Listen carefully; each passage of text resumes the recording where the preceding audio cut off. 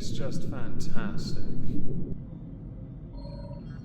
Hello everyone, welcome to the Halls of Injustice. We don't do these as often as I would like, and I do apologise for that. This subject though, one of two that I have planned, is worth addressing because this one had ramifications on a national level. Not necessarily because of what the government says they're now going to implement to totally deter people, because that's cute. More national outrage at what had happened because of the complete silence from government officials involved. And I say involved because they inserted themselves, as they are meant to then play a political game that led down a path of rioting. With the new government coming in, this got very messy and made somebody, the Prime Minister more notably, look even worse than he already is. Today we welcome inmates number I at this point do not remember to the Halls of Injustice, these ISO cubes where he will hopefully spend the remainder of his years.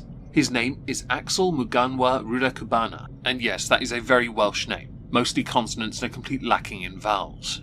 I'm going to tell you a bit about Axel, and then we're going to talk about the crime he committed. We do have to address the fallout, and at time of recording, the sentence will have been passed. We need to talk about that as well. So who is Axel Muganwa Rudakubana? Well, beyond being a clear and obvious psycho that takes a mugshot like this. When it comes to who Axel is, there is a lot of information available, and mercifully, although someone's going to dunk on this no doubt, Wikipedia has the most accurate version of it. So I know, cancel the video, it's over, oh my god. By all means downvote the video now, I don't care.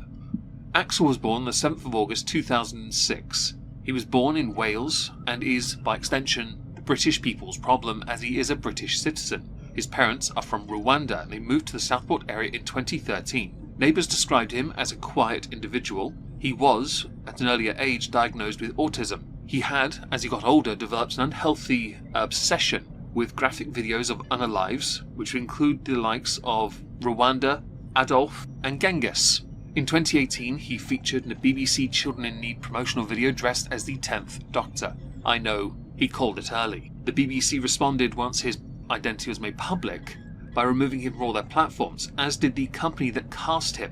He was also part of a musical theatre group, and Children in Need, for those who don't know, is a charity thing we do every year to raise money, for those obviously in need. Axel attended the Range High School in Formby and was excluded in 2019 over incidents including a call he made to Childline in which he said he would take a kniff, yes I said that way on purpose, into school over alleged racial bullying. The NSPCC reported this to the authorities. He did return to the school and attacked a pupil with a hockey stick, breaking their wrist. He was then moved to the Acorn School, which is a specialist education centre. He was enrolled in 6th Form at Pressfield High School and Specialist College in Churchtown, but he was mostly attending via home visits by staff, who were sometimes accompanied by the police.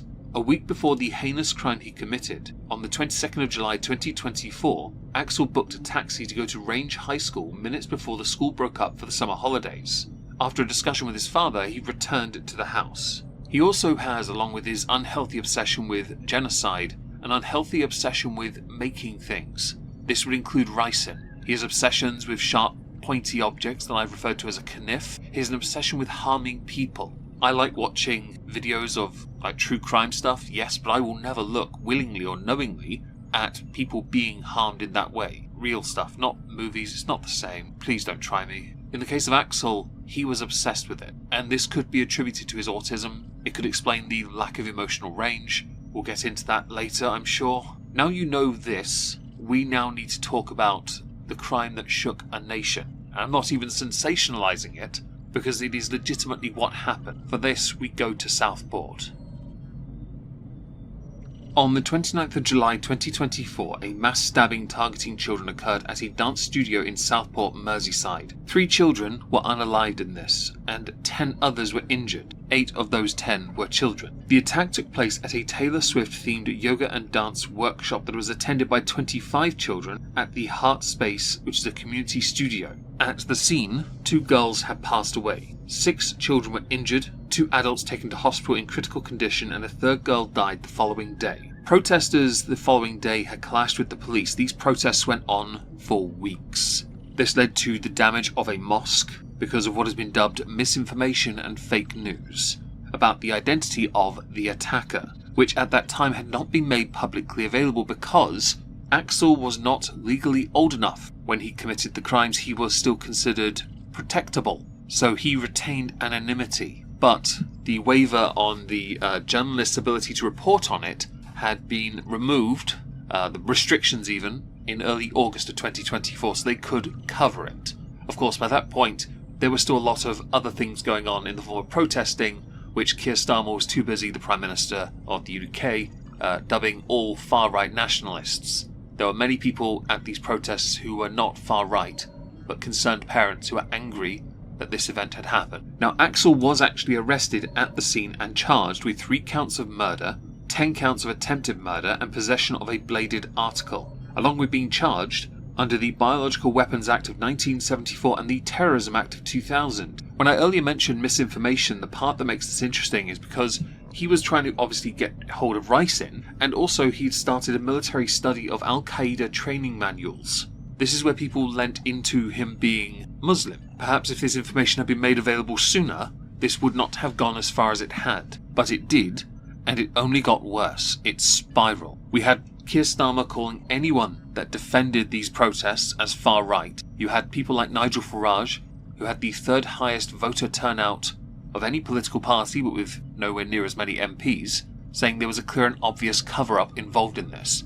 So Keir Starmer started going around to mosques, apologising and protecting, offering to protect against Islamophobia, and calling anyone that supported Islamophobic. Because people in this country, many countries, value information, and the lack of information presented, this blew out of control and proportion far too quickly. That is on the government's shoulders, by the way, because instead of seeking to work with people, it has gotten worse over the past 9 months, with no sign of any reprieve, especially since Elon Musk on Twitter started mentioning grooming gangs, and the government, oh boy did they handle that well, and I know it's a separate subject for another day. I'm really sorry for mentioning it here now. Now, another reason his identity was not revealed is because the Liverpool Crown Court cited concerns over the lack of confirmed identity, which then fueled additional misinformation. The recorder who overturned the restrictions stated that continuing to prevent reporting on Rudakubana's, his name's a ball, like Axel's name risked more unrest when he turned 18, which was only a few weeks later. At the time, which also did not help, the Merseyside police were unable to identify a motive. We should probably talk about the government's handling. I know I've kind of mini-ranted a little about it, but we should talk about what the government did, which would never, because it's very rare for a government to get this right, would have never placated the people enough to stop what was happening. Because based on what we now know, and how, for example, the Prime Minister has responded to this, more recently with the guilty plea and such, and his introduction of newer rules on CNIFs, he has yet to learn his lesson because he is clearly far too removed from sanity. Hello everyone, Future Meg. There are some additional details that came out during the statements with sentencing with regards to just how brutal Axel's attacks were. And I will read verbatim what was said, and it was shared all over social media. One of the girls was stabbed 85 times, another 122 times, a little girl 32 times. She was running out of the building when Axel jumped. This wasn't a case of one and done. This is, I've got you, now you're my toy. A level of sadism that is completely unacceptable. I went into this believing whole life order should be considered, but I do know for a fact the UK would never consider it because of his age, which I find to be unacceptable because we don't have capital punishment. This is the best we can do. On to the feckless government. At the time of the crimes taking place, the UK Labour government hadn't been in office all that long, and were immediately put onto the back foot. When they assumed office, they had a resounding majority of representation, but not voters. This was reflected in the fact that Nigel Farage's Reform Party had the 3rd highest voter turnout, or votes for, of any political party, yet he only had 4 or 5 seats in the House of Commons. But Labour ran with it regardless. So when the protests began, they immediately clamped down. They first started by using accusations of being Islamophobic, even though we now know some of the texts he read were Islam-inspired. We know for a fact that the government then went to mosques because of damage done to a mosque. They went to those mosques to placate. Money was alleged to have exchanged hands, and additional guarantees were made to protect, because nothing reeks of equality more than giving others more equality, which is a charitable term for favouritism, to protect cause. Counter-protests did start, and when these began, Labour championed them. Yet when you took a closer look at them, they were hardly any better than the protests themselves. When you incentivise people to bully other people, you are not helping the situation, you are making it worse. And that is something that is a key problem for the Labour government. They did not know how to handle this, so they went back onto their tried and true method of acting like an absolutely elitist smeghead, failing to grasp that the one thing that would have helped would be to explain everything as best and clear as you can without being a patronising prick. Not the easiest task for a politician, because being patronising is in their genetics, so perhaps sending Angela Rayner but without her snarl on her face. That is the deputy leader of the Labour Party if you don't know. Labour sought to introduce greater crackdowns, clampdowns, and of course sentencing people for being in these protests, vilifying, alienating, finding ways to use the law to cancel people for being at these protests, peaceful or not. This was a bad look on the Labour Party, and it did one thing that it should have never done. Whether you be a protester, counter-protester or the government, you took away from what had happened. What mattered was that justice needed to be served for the victims of Axel's horrendous crimes. Something which at time of recording we now vaguely have, although for him there is still hope. I'm not okay with that. There is additional government response more recently, and I should reference it now. The governments have been, UK government, have been putting out statements on a regular basis, getting ratio to high hell on Twitter, and of course on the government homepage. The one thing that matters is that they intend to introduce newer laws because of where Axel got the sharp pointy item from, Amazon, to crack down on people's ability to obtain more sharp pointy objects. Because that's what happens when, you're a criminal. If it's harder to acquire, of course it's going to change the outcome, because criminals are renowned for paying attention to the law. At this point, if you didn't know, in the UK you could carry a butter knife through the street and find yourself on the receiving end of a 20-year sentence in prison, or the gulags, depending on if you said anything mean as well. These crackdowns and the government's response came across as white saviour, white knight virtue signal, gaslighting the detractors into high hell, because that's the best they could offer. In all seriousness, while I will outright state a lot of those protests were abhorrent, in nature, because of how you behave, the government stoked flames on this rather than seeking a solution that wasn't to alienate and vilify, which in turn led to more people joining reform. Congratulations, by the way. You have 4 years to try and correct that.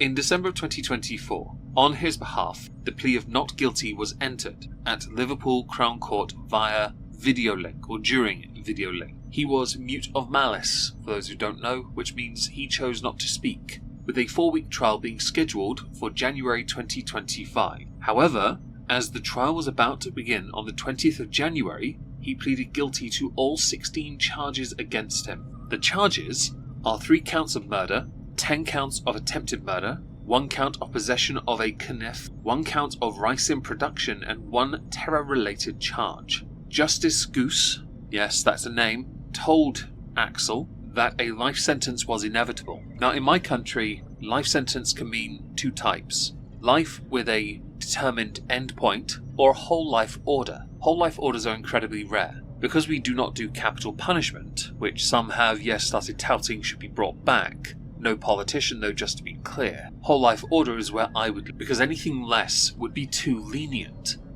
Now, it was upon his guilty plea being entered that finally the media were permitted to publish details of his background. For example, he'd been referred on 3 occasions to the Prevent scheme due to his interest in violence. But although his behaviour was considered to be of concern, he was not accepted onto the programme because there was no evidence of terrorist ideology. An emergency review after his arrest, though, concluded that Prevent had followed the correct procedures.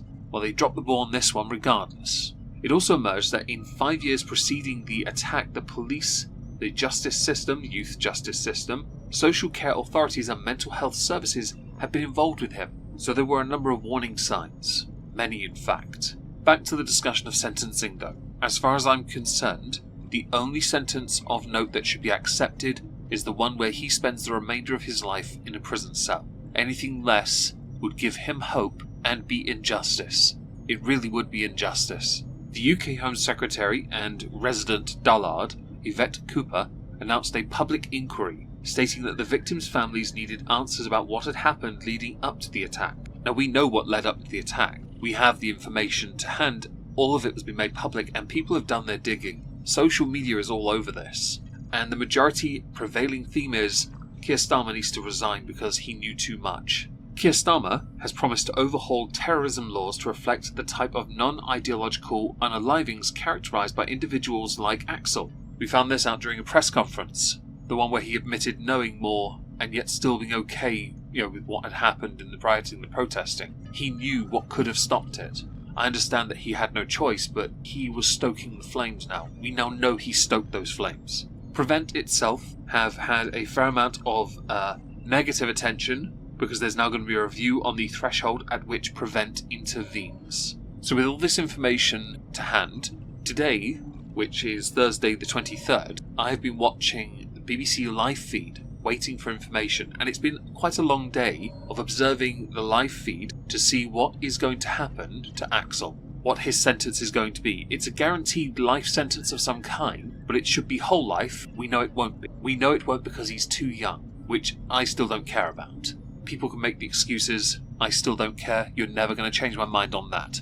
Whole life order, ta-ta, bye. So inmate I can't be asked to remember the number anymore. Axel Muganwa Rudakubana, found guilty on 16 counts or pled guilty on 16 counts, was sentenced to life in prison. Kind of. He was sentenced to a minimum term of 52 years in prison, which means by the time he leaves, if he gets to, he will be 70. Mr. Justice Goose did state it was highly unlikely Axel would ever be released. Quote, for some time he had planned to kill as many people as he could. During the day where this was announced, many statements from families, parents of other surviving children were read out, along with that of the dance instructor who ran the class, and many more people in fact. There will be many inquiries going forward, because far too many red flags were missed, because of a fundamental failing in the system, one that must be fixed. 3 young girls are no longer able to enjoy life. Many others were hurt and will undoubtedly live their lives scarred, physically and psychologically. There are many other problems, of course, that should be spoken of, but the one thing that matters the most